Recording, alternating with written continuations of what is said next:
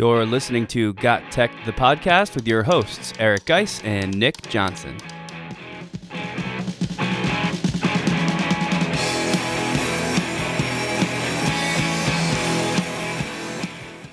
Welcome back to Got Tech, the podcast. This is episode 157 called... Yo, Nick, we changed our name. We're not Got Tech anymore. Oh, man, you're right. What was I thinking? That's just like 156 episodes of practice. Yeah, I mean, it's time to get on board with the new name, the Edtech Throwdown. So you want to give it another shot? All right. Let me reset here, everybody, and try again.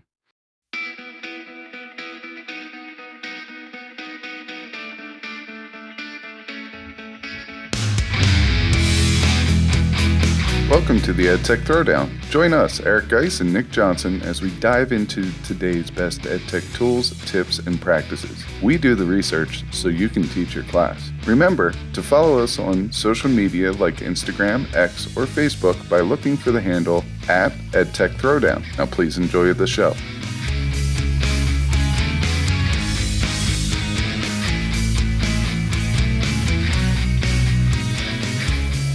Welcome to the Edtech Throwdown. This is episode 157 called Activities That Spark Student Engagement in Your Classroom. In this episode, we'll talk about 5 different teaching practices that can help keep students excited, motivated, and last but not least, learning. This is another episode you don't want to miss. Check it out.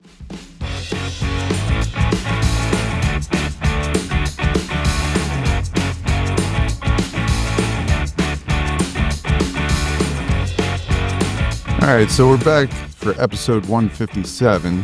Some might have called this episode 1, but we got the same 2 hosts, the same great content. We're just changing it up a little bit just so we've gone so many years with 17,000 different brands. You know, Got Tech was one. We had Treefish is another. We had all these different ideas and stuff. So we just decided we wanted to consolidate them into something that really describes us. And really in each episode, we're bringing you EdTech tools, tips, and tricks. And we kind of do it in a competitive way with each other. And we take this podcast into our conferences and we perform EdTech Throwdowns, which is something that we have a lot of fun doing. So we just wanted to make one name for everything that we do. Yeah, it's like our most well-received PD that we typically would present on to people, get a lot of great feedback. So really, we just kind of figured, why not make that the whole show? If you're a former listener from what will now be the old days when we were Got Teched, you probably won't even really notice anything different. I mean, we are changing the music. You've heard a little bit of that already, rebranding some of the logos and colors. New website, which we'll get into more a little bit later, but it's largely the same thing, just kind of spiced up and then tied in with the stuff that we do in person, and hopefully a little bit more targeted. It's also a bit of a fresh start for us, I think, which is cool too, because actually kind of ties in with today's episode, right? Keeping things fresh and keeping the energy high. We hope to have that accomplish the same thing here, basically. I wasn't really thinking about that, but I see what you did there, and I agree. And it's great to be back with a fresh perspective. Yes. All right, so let's go ahead and kind of get into what sparked this episode. And that was a conversation that I had with 2 teachers in the faculty room. Now, I will tell you this, the faculty room has changed since I first started almost 20 years ago now. That used to be the place to be. Now it's just a place to make copies. And it's a dead zone in there. Yeah, maybe get the occasional overpriced snack out of the vending machine. I just saw someone pay $2 for a bottle of water, and I was just like, why?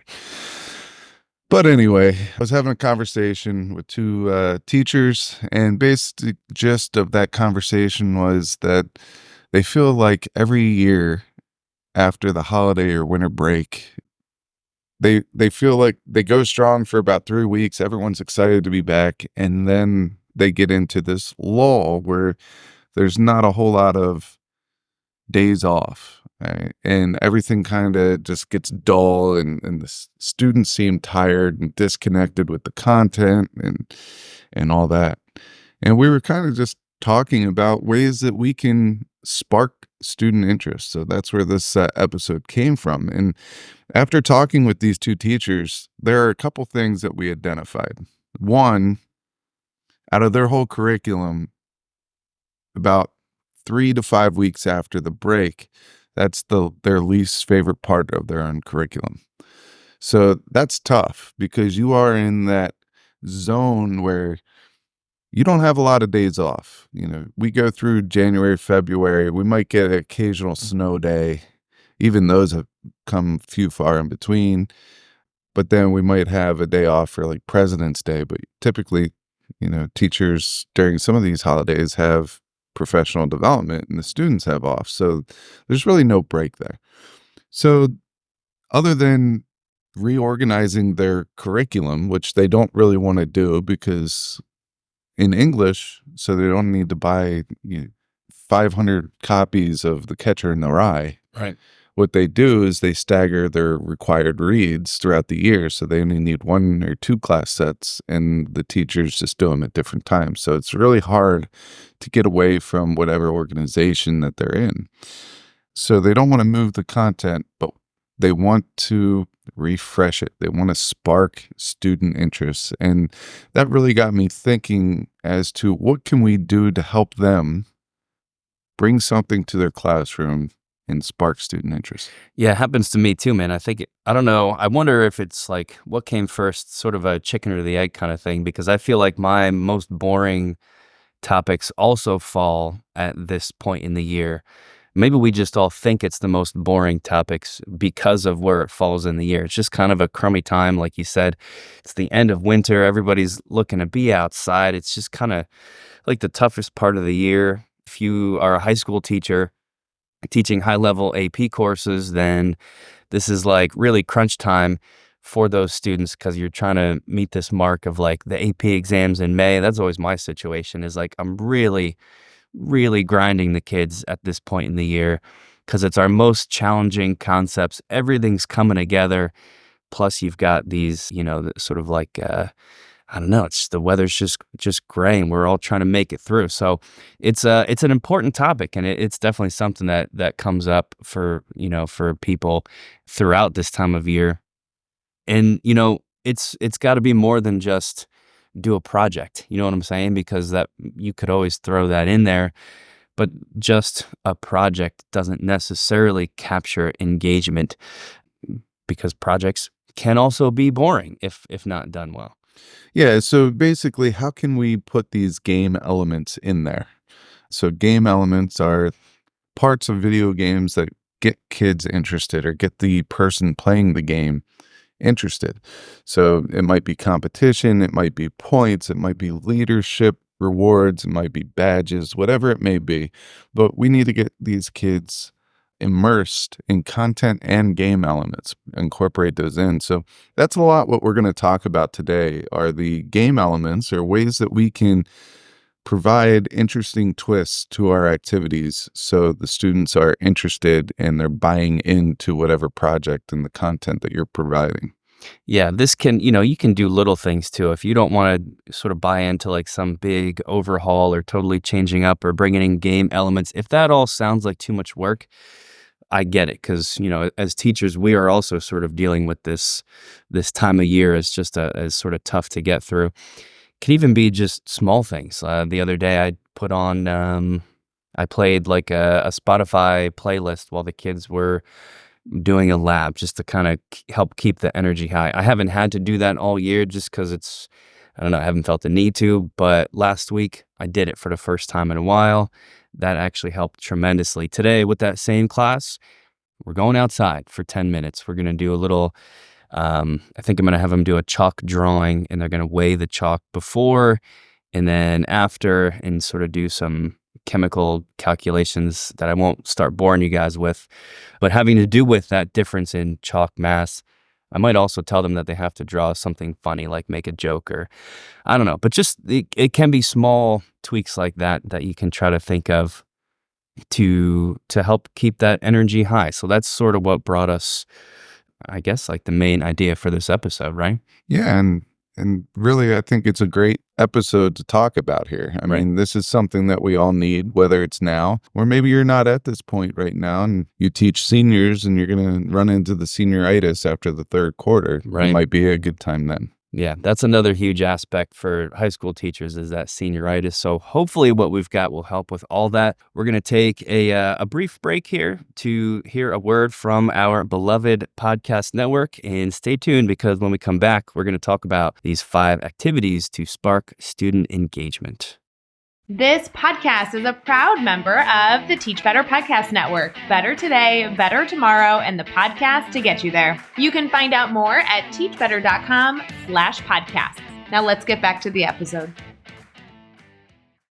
All right. So before we get into the 5 ways to spark student engagement, just want to let you all know that March 12th is the NJECC conference. We'll be presenting 2 Edtech Throwdowns there. One is on Edtech tools. The other one's on AI Edtech. Nick and I battle it out. Whoever is there will be able to listen to us, vote for whoever presented the best tools, and then you'll leave with a nice little collection of tools and resources that you could use whenever you see fit during the school year. It might be the next week. It could be a couple weeks down the road or a couple months down the road or maybe even next year. But all the resources will be there for you to look at. Yeah, if you want to know why we changed the name of the podcast to the Edtech Throwdown, head to the NJECC conference and check out our sessions because you'll find out exactly why we changed the name of our show, and it is to match that exact presentation. So that's a big one. Also, in terms of updates, part of the rebrand of the show and the new name and the new music and all that stuff is a new website that I can proudly say I did essentially nothing on besides look at it as Geis was working diligently. So I think you should be the one to kind of tell people about it. Actually, I think you should try to tell them what is actually in there. No, I mean, I came up to Nick about 3 years ago and I was like, hey, I don't like our colors in our old logo. I don't really like the old cartoon in our old logo. A lot of people don't know what it means. Right. So that was the initial conversation. Nick was kind of like, yeah, I agree. I'm glad you brought this up. And then we just changed the logo to a newer cartoon logo, which we do like. And we sat on it for 3 years. So later on, last week, 2 weeks ago, 3 weeks ago, I don't know, maybe a month ago, I was like, hey, I'm gonna buy a new site. I'm gonna develop it and I'm gonna create it. Are you cool with that? And he goes, yes. Yes. I felt like that was the green light I needed. And over the next 2 weeks from 8 o'clock when my kids go to bed until 10:30 at night when I pass out on the couch, I was working on developing the new site. So what you'll find on the site, which is edtechthrowdown.com, you'll find a homepage which tells you all a little bit more about us and what we've been involved in, different podcast episodes that we've been in. You can see a snapshot of what we're all about, but some of the main pages, we have blogs. I already have done 3 new ones on there, which I'll link to the show notes. It's 5 music edtech tools that your students will love. These do not need to be in a music class. I have a lot of fun just creating beats and things like that with my kids at home, but I find myself deeply ingrained into music and different aspects of music. So that's what inspired this blog. There are 7 AI edtech tools that teachers should try in 2024. These are all edtech AI tools that I use, and I gave you a lot of different usage cases of how I use them, and there's videos to go with each one of those. And then I also put my 7 AI prompt making tips for educators. If you follow these 7 tips, when you use AI, you'll be able to get a pretty good output because it really just tells you step by step what you should include in a prompt. So all those are in the blog. Our YouTube channel is on the site as well. There's a redirect link, so it's going to be easier to subscribe and follow along with those videos. And then we also have our podcast, which is now the Edtech Throwdown, and you'll see very little change when it comes to what our podcast looks like other than the name and a brief change in the logo. And colors. So that's all there. Go check out the edtech.throwdown.com. All right, so that's it for the updates. Let's get into kind of the main point of this episode, which is how to solve this teacher's problem, right? It got us thinking about ways to bring in student engagement to kind of spark some interest and keep people motivated during this difficult time of the year. But of course, as always, these are things that are going to be excellent any time of year, no matter what you're teaching. And I'll kick us off with the first idea, which is narrative. Narrative, if you don't know, it's kind of a general term. Anytime I hear the word narrative, I start thinking story, right? It doesn't have to be like a classical story, like you're sitting down to read a book that tells a story, but it also kind of does, because that's what narrative is, right? There's something to, something is happening. There's a beginning, a middle, and an end. And in terms of learning, that's just really super engaging, right? If you can bring in any kind of element of a story, very, very helpful. And one of my favorite ways to do this is with, in the science world, what we call a case study, but you can apply this in any subject area too, where there is just that, a scenario is how you might think about it. That's really what a case study is it presents some type of a situation, and then in dealing with that situation or solving the problem that comes up, students are learning, right? And that's essentially how the case study works. There's built-in narrative, so right off the top, super engaging. And you could even bring in other elements like role play. I know a lot of case studies, there's actually I don't know if they're still this way, but you can tell, you probably know better than me, man. But there used to be an actual script, right? Like different parts that kids would read out. I know they don't all have that, but that's a way that a case study can be set up.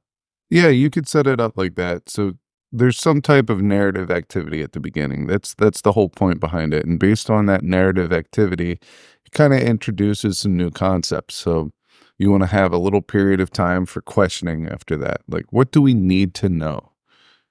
Write down all the questions that you have to figure out what you need to know. So if you were doing something on World War II, so what caused World War II? Maybe that's something you need to know. Based on these causes, what were some of the conflicts that led to that World War II? So yeah, there's a general overview of the causes of it, but what specifically led to the conflict? So you want to kind of figure out those strings that are attached there. And then based on that, you go back and you do some research to answer those questions. So they go back as a group, answer those questions. They collect the data that they figure out or find. And then after they examine the data by identifying the trends and the connections to the questions and the content, they're going to present the case. So I'll give you another quick example. I had students in my biology class assume the role of a game commissioner, okay? And I let them pick whether they were going to choose deer population, whether they were going to control that and how they were going to do that, stocking the fish in streams, and I gave them another one. I think it was restoration of parks. And I gave them all three of those choices. For the most part, everyone went with the fish. And their job was to examine the three types of streams that were in that particular area that they were in charge of. I broke them into 6 groups within that class.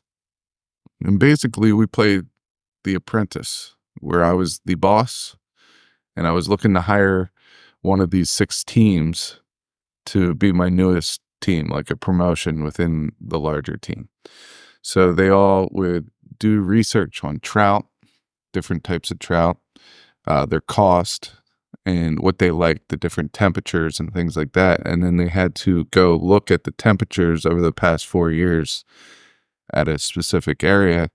And so they're getting through this narrative research, collect data phase.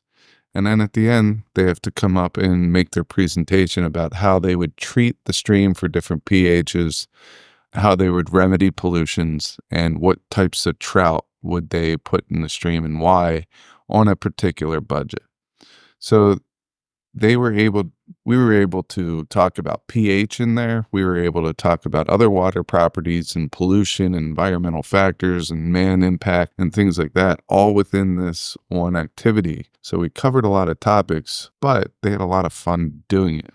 And at the end, I did fire 5 groups and I hired one. It wasn't because 5 groups didn't do well. It was because that one group went above and beyond. So they got hired, or they got the promotion, and everyone else got, status quo. They just kept their job and they kept on going. But, it was fun for the students, and they asked to do it again. So we found other ways to work it in. Just listening to you talk there, I can tell how interesting that would be, and I hope that came across to the listeners too. And just so you know, writing a case can take a lot of work on your part. The good news is, especially in the 2024 when we're recording this, there's a ton of case studies out there. If you just start Googling case studies in whatever subject area you teach, and you'll find the resources you're looking for. We're not going to list them out here because there's like so many of these, and it is all subject specific. But for the science teachers that listen to us, I can just speak to that because we are science teachers. NSTA has a really great collection of case studies, and I think the sort of like the flagship case study program is out of the University of Buffalo. I don't know why. I'm sure there's a narrative unto itself to explain how that started there, but they have an excellent collection of case studies that we personally have used quite a bit. They're all great. You can access them, at least the last time I checked, for free. And even if you don't use one of their case studies, it's at least a place to start, right? To give you an idea, you can take them, modify them, do whatever you want, or just spark some creativity to write your own. Who knows?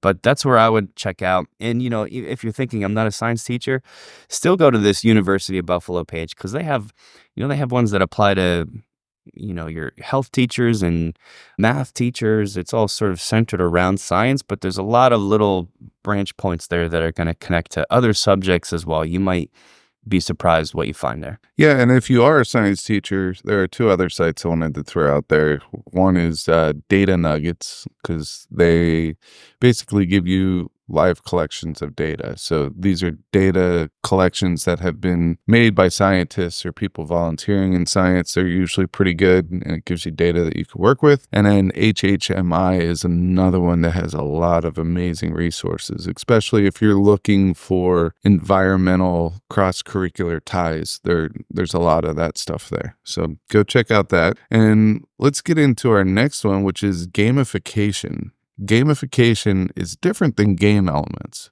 Gamification allows us to bring in certain types of game-based learning is learning through a game. Gamification is learning with those things that interest kids about the game.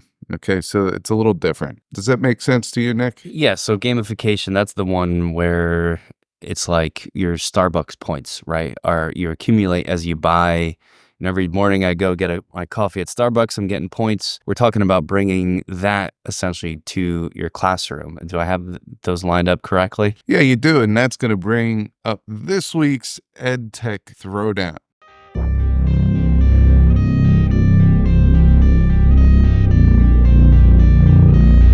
Welcome to the Edtech Throwdown. This is an in-episode competition featuring an Edtech tool, tip, or practice that can be used to enhance learning and increase engagement. In one corner, we have Geist, the genetically confused mixture of silverback, human, and sloth, a walking identity crisis. And in the other corner, we have Nick, the pint-sized powerhouse ready to punch above his weight and give Geist a run for his bananas. It's a showdown between a confused giant and a determined David. Get ready for the ultimate clash of the EdTech Titans. I had a feeling it was going to happen at this point. I don't know why, but I guess it makes sense for our first one to be during the gamification segment. We wanted to build in some elements of our live EdTech Throwdown into these recorded shows, and that's essentially what is happening right now, where Geist is going to bring in something to share. I'm going to bring in something to share. And the challenge is that we want you guys, our listeners, to go vote. And we'll talk about where that voting is going to be. Even if you're just voting in your head, that's cool. But it'd be really great if you could go cast an actual vote, because as always, we would like to keep score on these things over time. And I guess that's it. This is our first one. How does it work? Like, who goes first? How do we decide that? We're going to do a coin flip. Here it goes. Tails never fails. So, what are you calling here? I'm going to go heads on this. There goes the coin, comes down. It is a head, so I guess the tails never fails does not make sense for me. But you'll be able to go first. Just so everyone knows, we're going to post this voting poll on Twitter. So it'll be at Edtech Throwdown on Twitter or X, and we'll also put it on our personal Twitters at Nick Got Teched, at Geist Got Teched.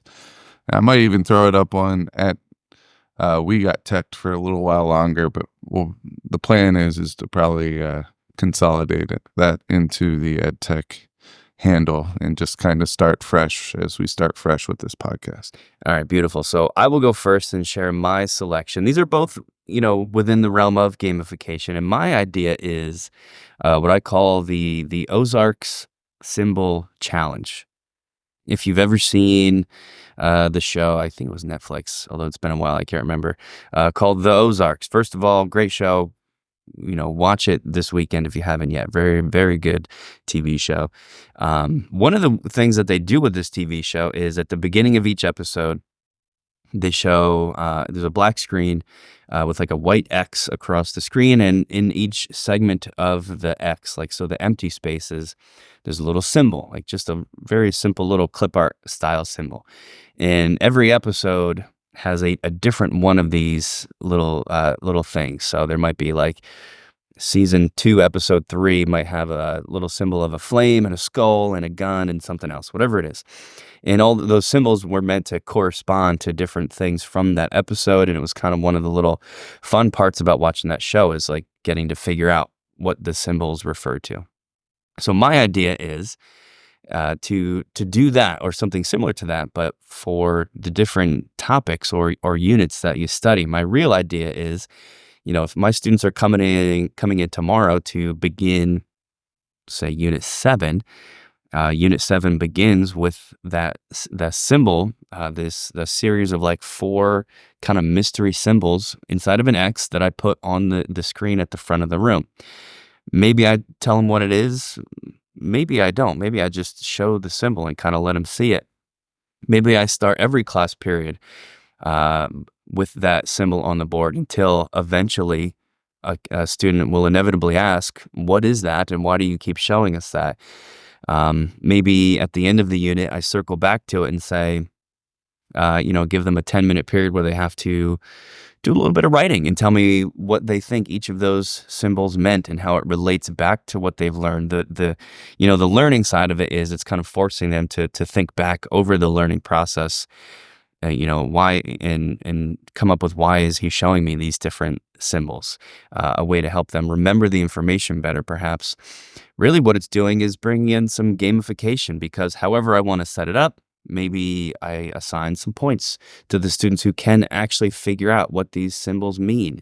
Maybe I put it on, that unit test, and they get like a little bonus point for each one they can correctly identify. I'm not exactly sure, and I don't know if I want to tell everybody how to do it, because I think that could be the fun part is you come up what that means for your classroom in sort of ways to implement that. I've had other ideas too, like you could maybe print it off on a little piece of paper and hang it up around the room until somebody spots it, leave it sort of mysterious, maybe tell them about it, put it online on your website so it's always there to access. Maybe you get really fancy and build in clues related to it that they can click on and investigate.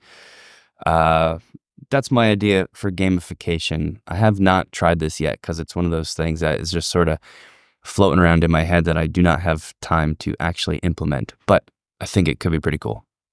I love it. I love that show. I know I'm still not done with that show. I don't even know if it's still being made, but I think I got past the first 2 seasons, but that's something I plan on going back to and picking up. I just haven't had a whole lot of time to watch TV lately. So mine, and I have tried this, but not with my students. I've tried this with my kids, and I'll kind of explain it as I go. I call this spin for points. All right. So they get spins for whatever I want to assign spins for, whether it's good behavior, whether it's getting a good grade, whether it's helping somebody else out. What I'm trying to do is promote good behaviors, and I do not penalize for bad behaviors. I just point out the fact that there was a bad behavior, and I try to keep it positive so they're excited to work towards these spins. It has been an absolute dream, I guess, with the kids because they've taken this challenge on so well. So what I use is any random name picker. But for this one, I'm going to keep us all on the same site. I'm going to go to flippity.net, and I am going to pick the random name picker, which looks like a big Wheel of Fortune type wheel. And instead of putting names there, I put points. So for my sons, there's one kid that I really need to get him moving reading. He's struggling right now. He's trying hard. And I think one of the hardest things for parents is to stop comparing them to other children, like there are other kids in the family, because our oldest one, he is like really taken on to reading and he really likes it. So it was easy for him. The middle one's more like me. We'd rather be active, and it's hard for us to sit still and those types of things. So just to get him to sit down and read is sometimes a challenge, but he does a very good job of it at nighttime before we go to bed. He likes stories. So we're starting to get him into some early reader books and stuff and trying to work with him reading. So I make that worth 3 spins. Now, it seems like a lot of spins for something like that, but that's something I really want him to focus on. So he is now one other time out of the last 2 weeks has picked up a book in the morning. And I'm like, yes, okay, maybe this is going to start working in that way. But we give him a point for the oldest one for unloading the dishwasher. He's not allowed to touch the glass or knives, but all the kids' stuff he unloads every morning. He's even started making the other 2 lunches. All right, if you're a parent that has kids and you know how busy it is in the morning before the bus, bless my wife, because I'm already at school. She gets the kids on the bus, and part of that is making sure that they have a nice meal there. So the older one took that, so we give him 2 spins for that. The youngest one, who's 4, his job is to clean up the counter. So anywhere where there's yogurt or something like that there, his job is to go do that, and he earns spins there. I have him earn spins for practicing the things that they're a part of, whether it's sports or a musical instrument. They get spins for that, positive behavior, so on and so forth. So a lot of positive behavior coming from this. And based on that, they get spins. And then I go over to Flippity. I enter points in instead of names, and then they get points. And what's cool is you could assign this a ridiculous number of points, and it doesn't really matter. Right. Because you also decide, what their reward is. So for me, what I do is I usually give everything somewhere between 5 and 25 points. And then there's a couple of bonus ones in there where they can earn, ice cream, sandwich, or, have a friend over or something like that. So they get those little prizes in there. I have this bin full of tchotchkes that they love getting that. So I make that a prize as well. But after they get all their points, we keep track of it live on Flippity's live leaderboard. And so I have all 3 of the kids. And one week we make it like a group point thing. And then the next week we make it individual. And then they get to cash in their points whenever they want. And there's a prize list, which they came up with. Some of it is like being able to play on the iPad, because we only allow them 30 minutes during school, during the school week, but it has to be educational games. And then we allow them an hour on weekends. Could be whatever they want. They like YouTube. We don't like them watching YouTube. So that's a prize. That's a reward for this. Having a friend over, getting a toy or something under $5. And some of these are like 10,000 points. The stuff that we don't want them to have, we typically make worth more points. So it does work. It works great for younger kids. I imagine it would work at a high school level as well. I would probably make it a little bit more complex of a game rather than just earning points and having a leaderboard. I would probably tie something else in, but that is spins for points. Nick's was the Ozarks symbol challenge. Mine's tailored towards behavior and rewarding positive behaviors. Nick's is connected back into the content. So this is a tough one for sure because they both have merit, but if you're looking for one based on content ties, direct content ties, I think Nick's is the one. If you're looking for one to increase positive behaviors and maybe increase engagement in the classroom, that would probably be mine. All right, but head over and vote and let us know who you think had the better selection. And I believe that wraps it up for our first in-show Edtech Throwdown. Very exciting. We do have three more ideas here for everybody too, as far as how to keep engagement up in your classroom. This next one, we could probably explain it pretty quickly. It's called the One Class Video Challenge, and it is exactly what it sounds like. One class period, that's all they get, devoted to creating a video. If that sounds impossible, just realize that the video will likely be quite short. And we're not talking about like even probably a 5-minute video. Might be too long for this, but here's how it would work. You give them 12 minutes to plan things out. Just imagine some sort of reasonable time limit for what can be planned in 12 minutes. This could be no longer than, say, a minute, right? Short is okay. Short is actually probably better. But 12 minutes to plan, 12 minutes to record, 12 minutes to edit, and then the final 12 minutes of class to view. You can, of course, scale those segments up or down to fit whatever your class period is, but that's how it can work, man. If that still sounds impossible, you just need to realize that there's so many very simple editing software that's available. We talk about WeVideo all the time as one that we're lucky enough to have access to. If you don't have access to any of those, you could leave out the editing piece altogether and just say, there's the planning, the recording, and the watching segments. You kind of work it out from there. But these editing websites are so simple. So many of the students just know how to do it from, using social media, and, a lot of the iPhone and Apple users are aware of how to use iMovie to do stuff. You can get the kids helping each other. I was doing something like this last week, and I spent a big chunk of time helping one student who had never edited anything before. Well, then anybody else that came to me, I would send them to that student to kind of answer questions, which freed me up to help others. And you kind of have this snowball effect of students helping each other.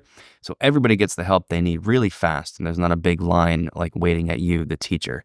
But this is super fast paced. It's action packed. There's a lot of pressure, which keeps the engagement crazy high. And it's fun.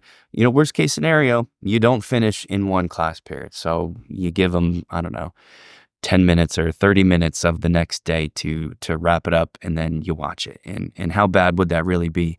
I love this idea. I've done it a couple times, and I need to do more of it because it's just such an easy way to bring engagement back to the classroom.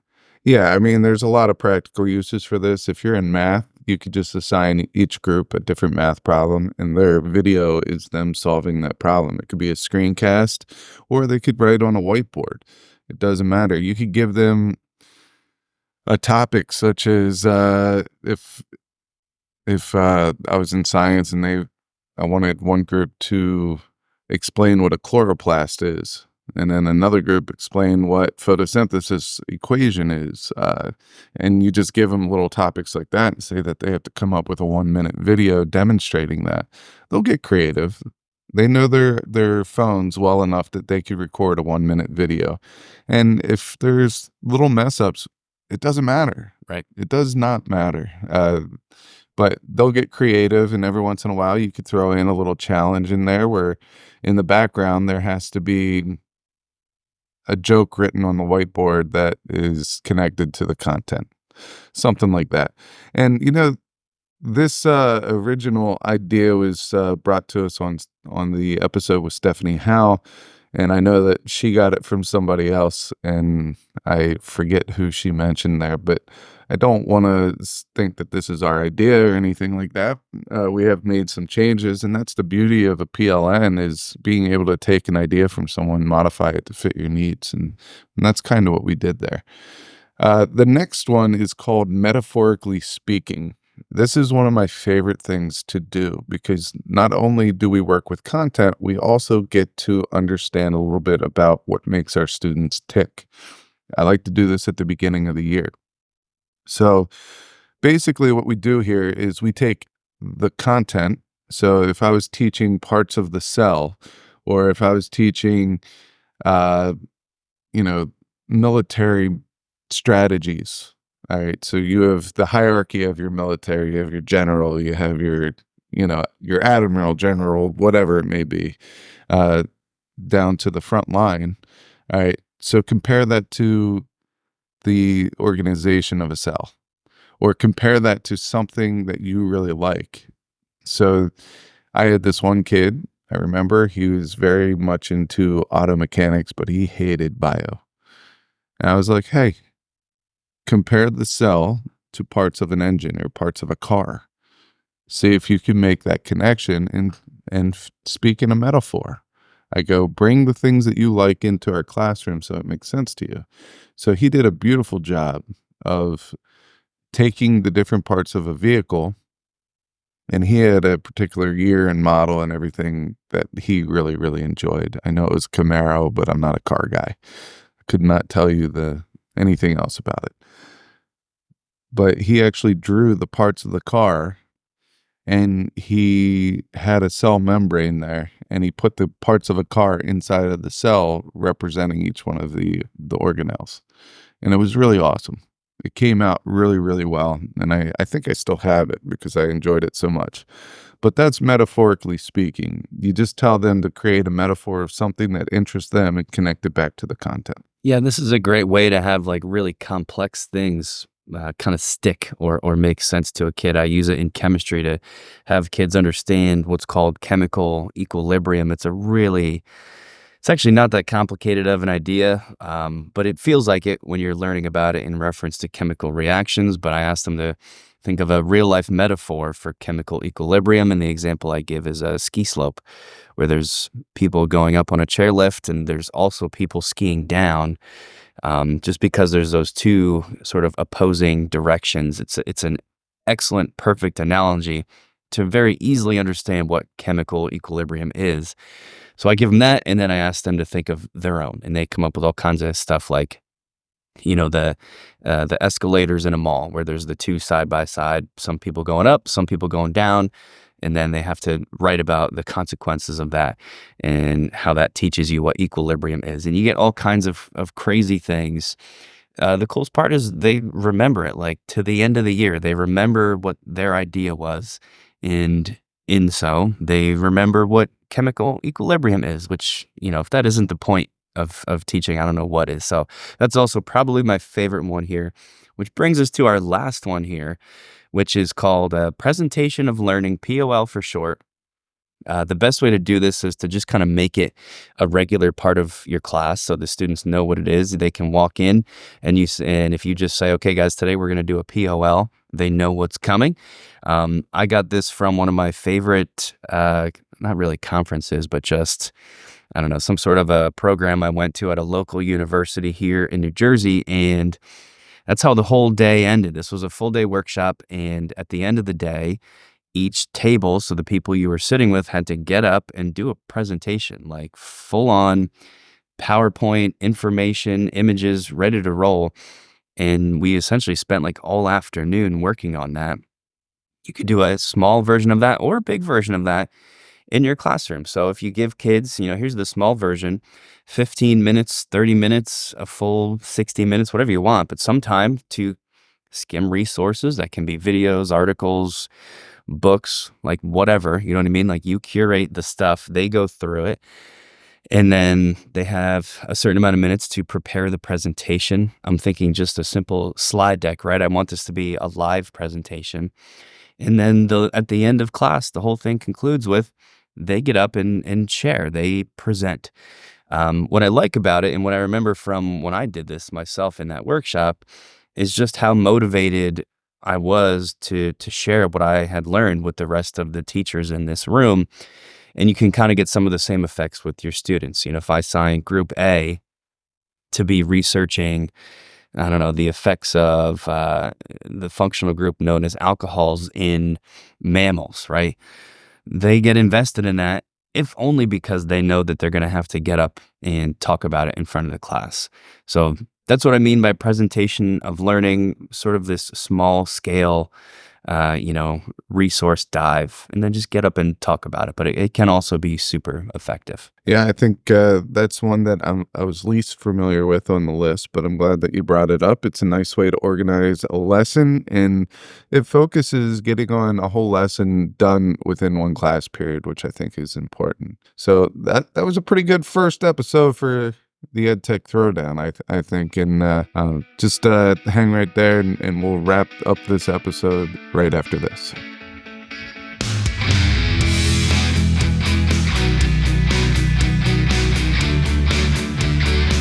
Thanks for listening to the Edtech Throwdown. Do us a couple of favors. Subscribe to our podcast on any major podcast catcher such as Apple, Spotify, Amazon Podcasts, and Stitcher. Go over to YouTube, search the Edtech Throwdown, subscribe to the channel. You can connect with us on Twitter, Facebook, and Instagram. The show's handle is Edtech Throwdown. You can connect with Geis at GeisGotTech, Nick at NickGotTech. You can write us an Apple Podcast review. You could tell your friends about www.edtechthrowdown.com. And lastly, go over and check out our friends over at the Teach Better Podcast Network, a network that we are so proudly involved with. Until next time, remember, go try some EdTech, because we will do the research so you can teach your class.